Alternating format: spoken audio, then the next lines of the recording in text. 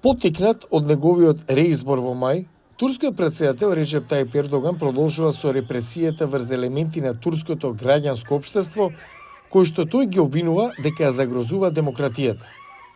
Активисти од Асоциацијата за студии за социјална политика, родов идентитет и сексуална ориентација, позната како СПОТ, велат дека се соочуваат со финансиска битка за опстанок поради повлекувањето на меѓународната поддршка. Тоа се одразува врз услуги како бесплатни телефонски линии за помош и правна и психолошка поддршка за луѓето кои се идентификуваат како ЛГБТ. Од изборите, процентот на финансирање на поднесени проекти се намалува. Тоа се податоците, тоа не е проценка. Средствата се важни за организациите да опстанат.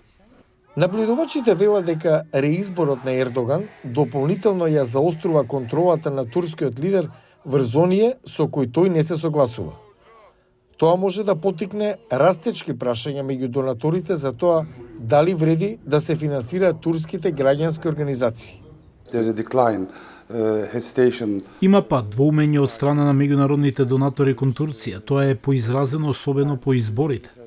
И домашната финансиска поддршка пресушува откако турски филантроп Осман Кавала беше осуден на доживотен затвор затоа што наводно сакал да ја собори владата. Тој беше осуден за поддршка на националните протести во 2013 против политиката на Ердоган. Пресудата најде на осуда и од Вашингтон и од Европскиот суд за човекови права. Но Ердоган го аргументираше затварањето на Кавала, обвинувајќи ги групите за граѓанско општество како оние што тој ги поддржува за заговор со меѓународните донатори за да го подкопаат неговото владење. Gezi olaylarında teröristlerin finans Постои лице кое ги финансираше терористите во настаните во Гези. Сега Кавала е зад решетки. А кој стои зад него? Познатиот унгарски евреин Сорос.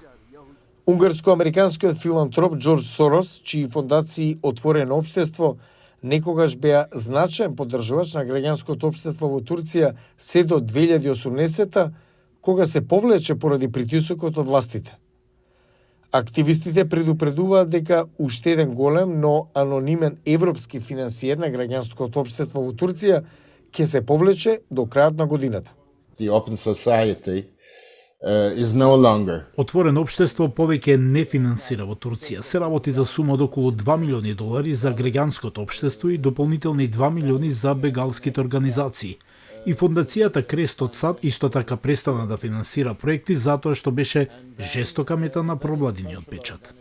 Представниците на фондацијата Крест не одговорија на барањето на Гласот на Америка за коментар, додека донаторите кои ја запираат својата помош и од други причини побараат да не бидат идентификувани поради чувствителноста на темата.